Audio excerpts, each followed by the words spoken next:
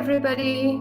Welcome to Diaspora Diaries. My name is Ratna Nagarajan. The Diaspora Diaries is a lecture series marking 75 years of India's independence, started by Amrit Mahtsav Cultural Center and the Embassy of India. So, as a member of the Indian diaspora in Budapest, I am thrilled and happy to be a part of this series. My topic today, if you have seen the poster, you would know it's about the rare, undiscovered, or less known jewels, touristic sites of India. And I hope you can come with me on a journey and share what I have discovered about these less known sites in India. आज़ादी का अमृत महोत्सव नाम दिया गया है, तो then the lecture series will not be complete without talking about the festivals of India. This is why I have picked this topic, and I wish to give you some background about the seasonal festivals in India, that too from different parts of India. You may come across festivals that you already know, and there might be festivals that are completely new for you. Today, I'll be sharing my thoughts on one of my favorite topics, which is the heritage of Indian art. Why is this topic my favorite? Well, Earth without art is just an air, isn't it? I had planned a very different introduction to this session until yesterday, when something interesting happened last night. I was working on this PPT and my 9-year-old peeped into my screen and asked me, "Mama, what are you working on? This looks something very different from the regular work that you do." So I ended up telling him about that I'm working on an Indian art presentation for an event tomorrow. And then what happened was that he was very inquisitive. He kept on seeing my screen. And then during my general conversation with him, I asked him, "Are you aware of some famous artists or artwork that you can tell me about?" So he told me, "Yeah, I'm aware of it. I know of Mona Lisa and the Starry Night." On one hand, I was impressed by the knowledge or the fact that he's aware of legends and their work like Leonardo da Vinci and Van Gogh. On the second hand, what struck me was that he did not know, or he had no idea about artists like Jamini Roy, Amrita Shergill, Raja Ravi Verma and more. This itself was a stark reminder. This itself was a message for me that why we need to speak about this topic more and more. Why we need to speak about our own heritage of Indian art, specifically to younger generation.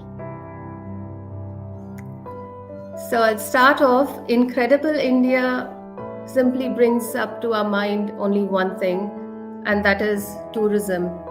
And tourism in India is not just about discovering and going to places.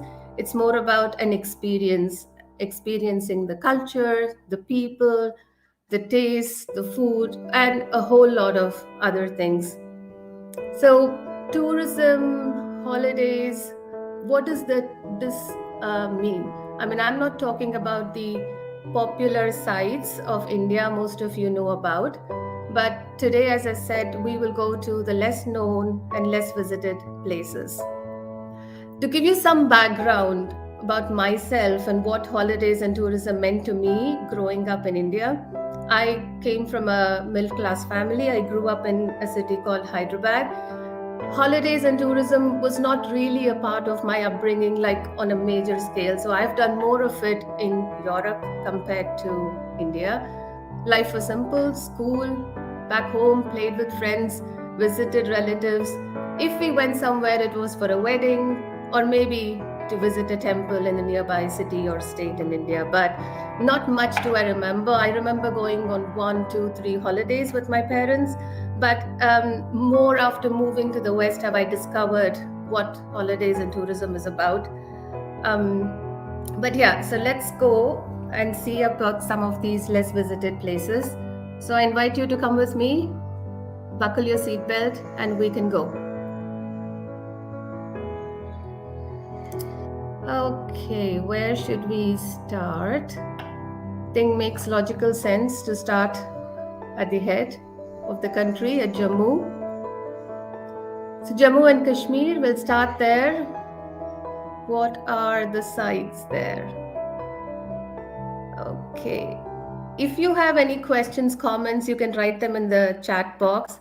But this can be a bit of a quiz as well. How many of you recognize this picture, or have you seen this somewhere? Do you know anything about it? If you do, make sure you put this into the chat box and let me know what you think. This is Ladakh. It's by far, what do you say? A very beautiful, very scenic place in the north of India. And this picture here, what you see is the magnetic hill. And what is the magnetic hill and why the magnetic hill? Basically, magnetic hill because when you park your car on this, at the end of the picture, you see a slight slope going upwards. So it's an uphill, right? And what people say is if you park your car on a marked position, the car actually rolls, but not downwards, but upwards.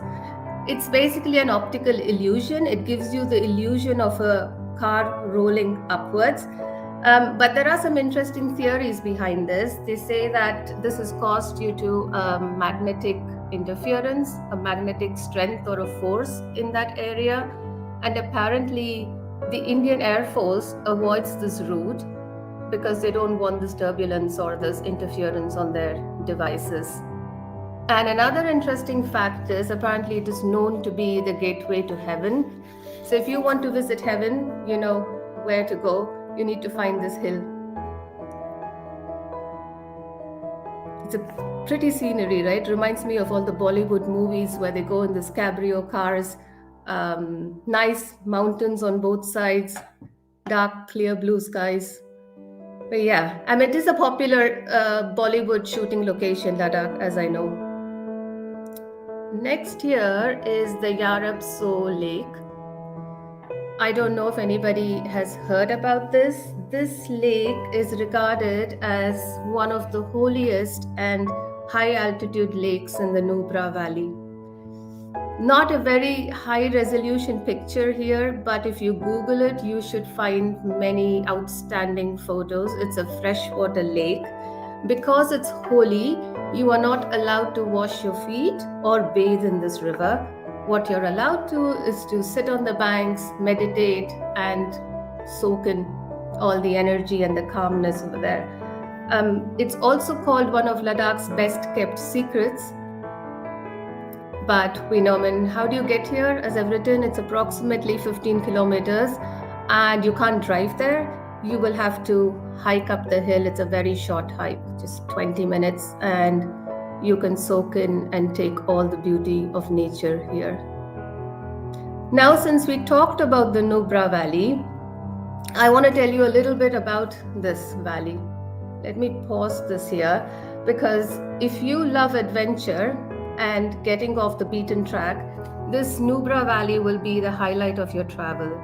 So, Mineput, apparently in the years 1962 to 1963, about 1,400 Tibetans migrated to India, and 3,000 acres of land in Mineput Hill was allocated to these refugees. And today, Mineput boasts of a large population of Buddhists and features many significant monasteries. What's beautiful, it is also called the Shimla of Chhattisgarh, and the landscapes, the greenery, the fresh air is what makes this place visit-worthy and unique. And of course, the monasteries and the Tibetans over there. The other place that caught my attention in Chhattisgarh was this. What do you think this is? I mean, it's pretty clear, it looks like a cave, but why should a cave be so special? What do you think? If you know, write down your comments in the chat box and we will see how much you can guess. These are the Sitabenga caves or the Jogimara caves. What's unique about it? It is located in a mountain range, Ramgiri or Ramgarh, and this cave is known to be the spot where Lord Rama and Sita from the Ramayana, the mythology Ramayana, for those of you who don't know, they spent some time while they were in their exile. So if you went into the cave and you explored the cave, you could see, or you could get to see old paintings on the walls and the roofs of the cave. And these paintings are somewhat ancient and they are known to be painted with natural colors. So that is what makes this holy and interesting and unique at the same time. I actually got the opportunity to learn traditional ancient art forms through some of the very local rural artists from India. The more I explored, the more I researched, I was in for surprises. When I was learning Tanjore painting, I actually thought that Tanjore is perhaps the most ancient form of art. Later on, during my search and during my research on Madhubani, I thought maybe Madhubani because it's something that dates back to Ramayana. So Madhubani is the most ancient form of art. Well, truth be told, I was in for a surprise. Art existed much, much, much before that. What you see on the screen right now, is a picture from Bhimbekta cave. If you see the rock art, the paintings over there, Bhimbekta cave paintings, these are at least 10,000 years old. Long before we can think of brush, pen, painting, etc., people were expressing their thoughts, people were expressing visually by carving and by drawing on rocks and stones. This Bhimbekta cave is now also a UNESCO World Heritage Site, and what you see are figures. They have like a lot of drawings and diagrams available over there. There are figures that depict the life from Paleolithic to the medieval era over there.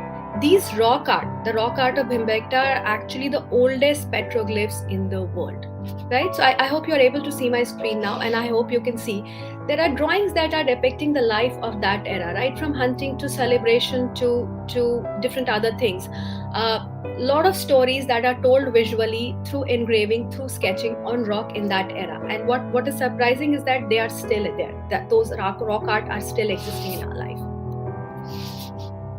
Later on, more evidences were found through Indus Valley civilization also, where historians were able to discover lots of sculptures, lot of art-related stuff, which depicted dancing, which depicted the life in that era.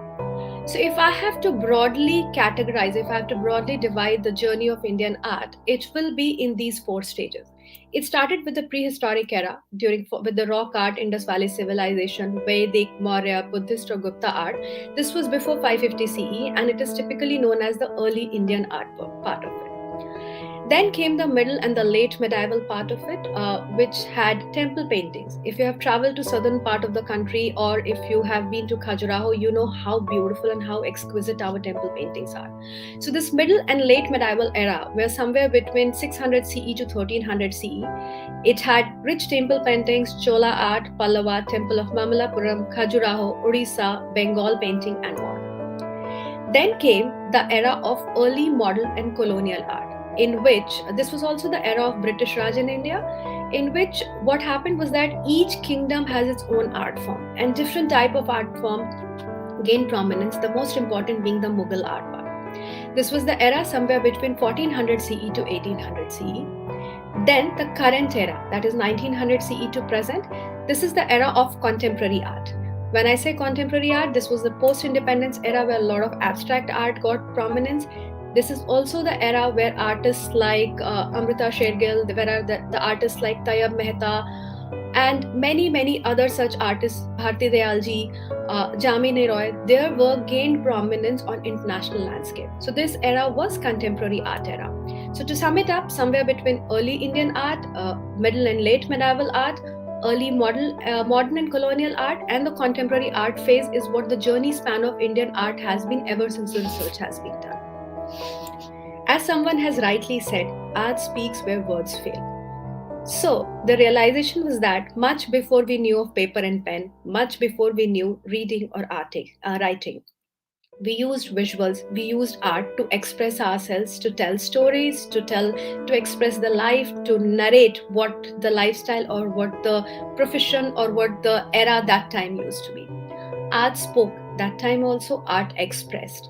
What you see on the left hand side is an Edekal cave art of Wayanad. Again, this is thousands of years old, somewhere around 7,000 year old history for this cave art also, where if you go and visit that area, you will find beautiful stories just told through pictures, and those pictures are drawn as rock art over there. Lesser known festival that comes with this, celebrated in the late autumn season, in the states of West Bengal, Tripura, and Barak Valley is the Nabana or Nobanno festival, and the literal translation is new rice, which indicates the new harvest. And it's apparently one of the biggest festivals of this region. This season definitely seems to involve women in more celebrations. I'm of course talking about the fast that the women in the northern and western parts of the country observe for the long life of their husbands, Garbacha, which has been immortalized by Bollywood, of course. I have been fortunate to observe the rituals of the story recitation and female camaraderie surrounding this festival, and I do look forward to it each year.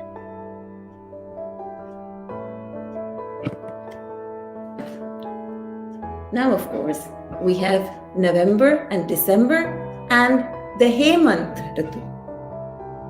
This is the pre-winter season, a milder season in many parts of the country, and in my opinion, the best time to visit. The monsoon is over, the heat is also over, and we have the Festival of Lights that lights up the country. This is one of those festivals that does not require a lengthy explanation, as it is one of the most well-known, if not the most well-known festivals of India. However, in the southern states of India, this festival is celebrated for commemorating the killing of the demon Naraka by Lord Krishna, and is much shorter in length as compared to the other parts of India where it's celebrated. And the celebrations are mostly in the morning and the day before in the evening.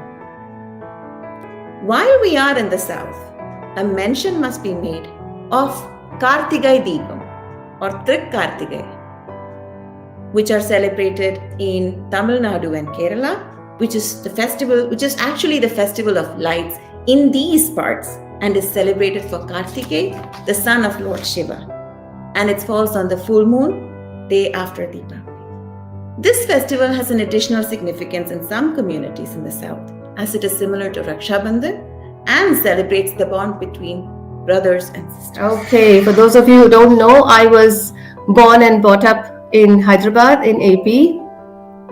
This was before there was this Telangana and AP divide. So I come from Hyderabad. So what in AP do I want to share with you? There's a lot, but as I said, we are limited in time and I can't talk about everything. So I had to be picky and choosy. The hanging pillars of Lipakshi is what I chose because it's quite a unique location, and the hanging pillars are very, very sought after in terms of mystery and how come a pillar can hang. Hanging pillar literally means a pillar that's hanging. How can something hang without a base, right? So that's what makes it unique. And this is in the temple. AP is famous, like Tamil Nadu, it's famous for many temples with very rich architecture, as you can see here. This is the Veerabhadra temple. And Veerabhadra temple is for Lord Shiva.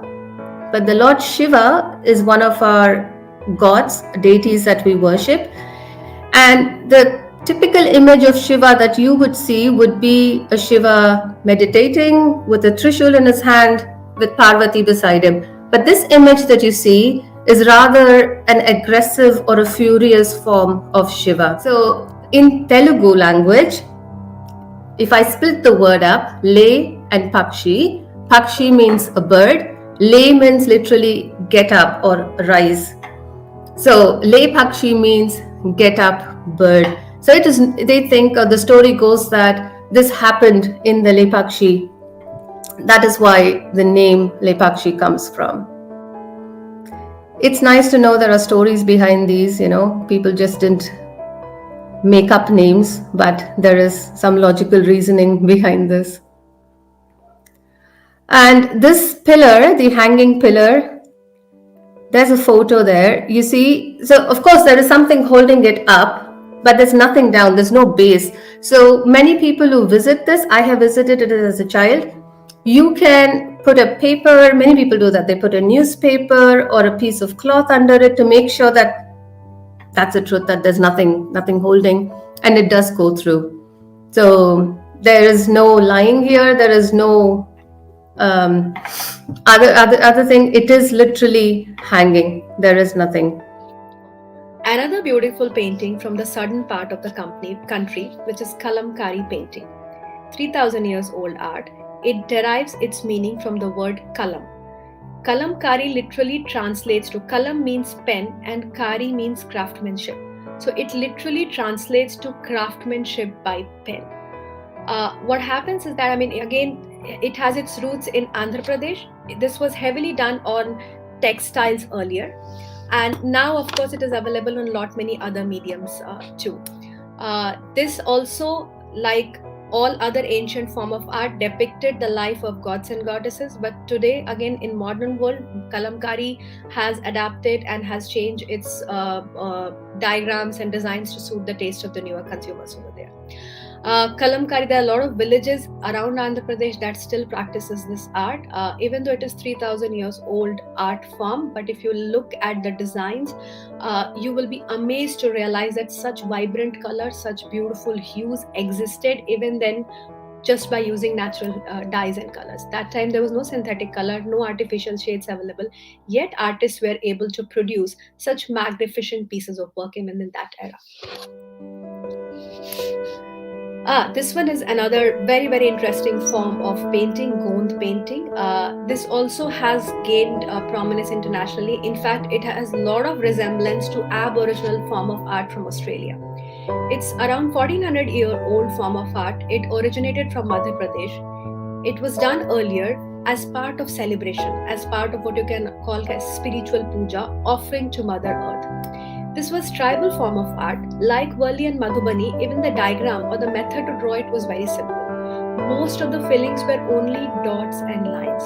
They were also done using natural colors from cow dung, leaves, charcoal, etc. And sometimes, as a medium, these were also drawn on floor or walls over there. If you have to identify a Gond, the easiest will be if you spot an Indian-looking animal diagram or plant diagram, which are filled with lines and dots, chances are it will be a Gond painting. No summer festival is complete without the mention of the king of fruits, mango. The Mango Festival held in Delhi by the Ministry of Tourism in India has gained so much popularity that people get to experience many different kinds of mango there. And of course, I am mentioning this to indicate the bountiful harvest of mangoes during this season in summer.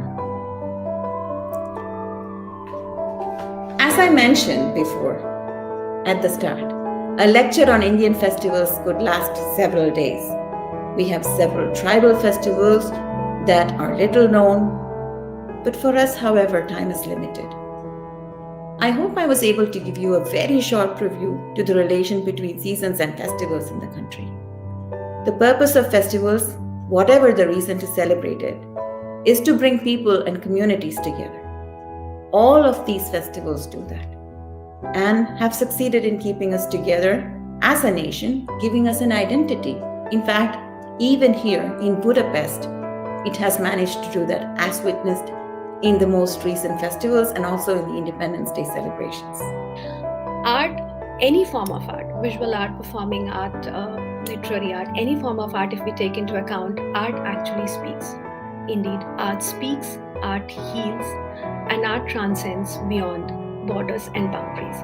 So here is to Amrita Shergill Cultural Center and all types of artists, all the artists and art enthusiasts in Hungary who are keeping the legacy, the heritage of Indian artists, Indian art form alive over here.